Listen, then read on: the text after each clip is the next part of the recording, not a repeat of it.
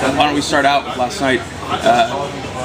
We got some dry weather, which was good, although the Peugeot showed themselves to be pretty fast. How do you feel about that? mean, first of all, it was good that the weather forecast was not as predicted. I mean, it was a very heavy rain predicted around 8 o'clock. So in the end, it stayed dry the whole 3 practice sessions, which was about 4 hours. And then the first qualifying was also 2 hours, so 6 hours. We had 6 hours of dry running time, which was very good. So we tried to get all 3 drivers with the number 9 car, I mean, Rocky and myself, to get equal driving time, so everybody get accustomed to the track. So the minor changes they did on the racetrack as well, and because they put a little bit higher curves, especially in the last 2 chicanes, and they repaved the whole Porsche corner sections, so which is quite important for a driver to know quite an early point, because you might have to change your driving style a little bit. So we went through this quite early in the session, so that was good that every driver got the same running time. And in the end, basically, we concentrated more on our race setup for Saturday's race, Sunday's race. But yeah, for sure, the Peugeot, I saw they had they had a few attempts for the pole, and for sure you could see they were pushing along. Porsche corners especially is one of the more intricate parts of the track. It's very fast and pretty extreme. How has that changed with the changes to the track? Well, actually, when they put the new pavement in the Porsche corners, I mean, I remember already last year they were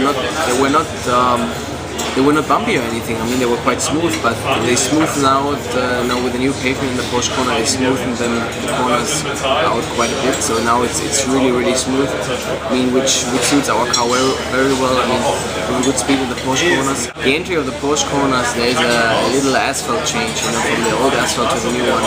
There's a little bump, which is quite edgy because it's right when you turn in, but then the rest of the new pavement is very well.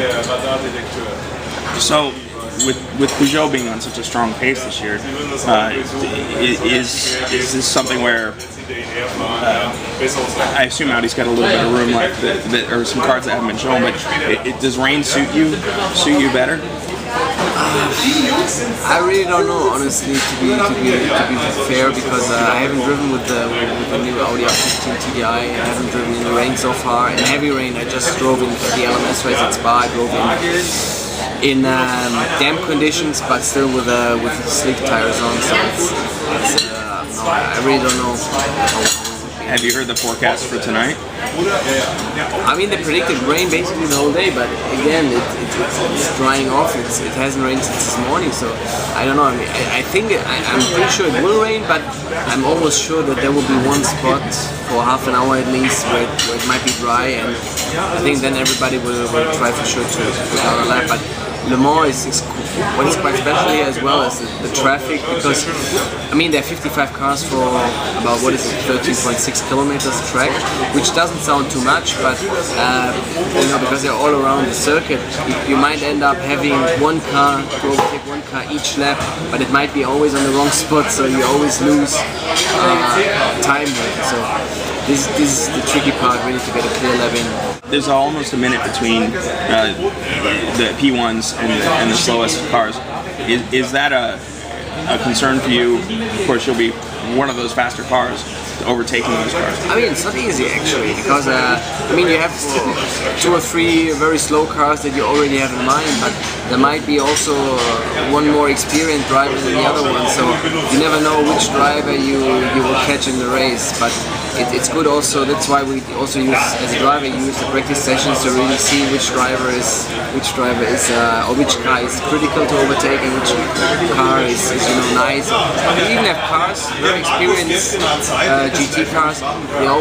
They even put the blinker, you know, to tell you, okay, you can overtake me here, and we both lose the less amount of time. This is very professional, and I mean, I have also a GT background when I drove with Porsche GT3 in the LMS years ago, and I know how to handle, you know, in traffic, to let the prototype through and don't lose time, and also to to the prototype that he does in those times. So I mean, I think that's something I can use also being the quicker car in the race. Do you find most of the drivers here at Le Mans follow that? I know there's a wide range of experience here. I mean, there are, like I said, very professional top GT drivers. They're better to overtake than when it's slow, because the slowest, most of the time they don't know where they go, and when it gets dark, a lot of lights, you have lights from the marshals, you have lights, some corners are lights in the corner, so they get distracted, and when you have a few cars coming up behind them, then sometimes they don't know where to go. They want to make you room, but they don't know where you are, and then it gets quite edgy.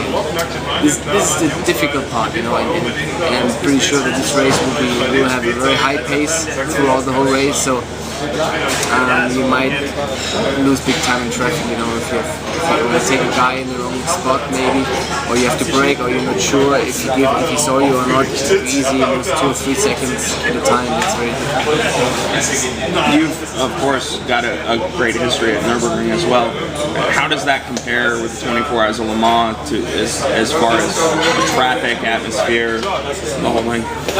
24 Hours of Nürburgring is a very special race, and I feel that it's starting to grow, and even in America, I remember the last couple of years, also when I ran in the AMS, I was always asked by fans, who heard about the race, who read about the race, who even saw it on the internet, and they were very excited about this long and very historical racetrack. And I think this racetrack is growing, and Le Mans is for me for sure the biggest sports car race in the world.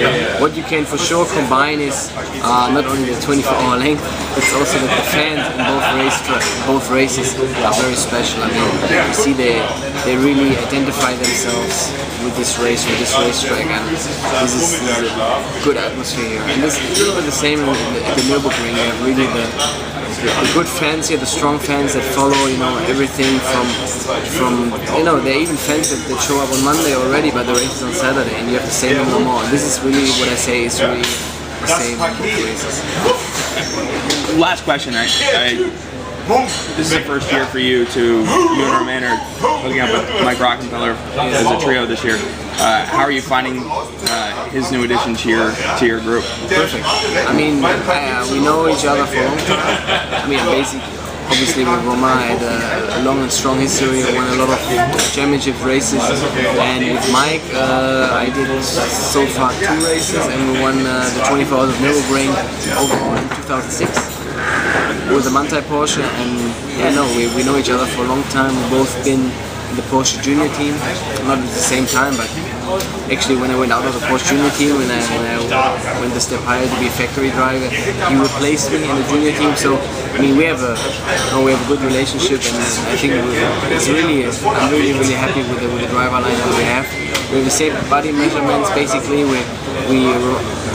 Mike and myself, we use the same basic seats. So this is the driver change. These are only small things, but you save a little bit of time on the driver change here. You have the same feeling in the car there. So this is I think what makes a good team, which is all about a good team. Well, Timo, I thank you for your time. I wish you a lot of luck this weekend. Thank you very much.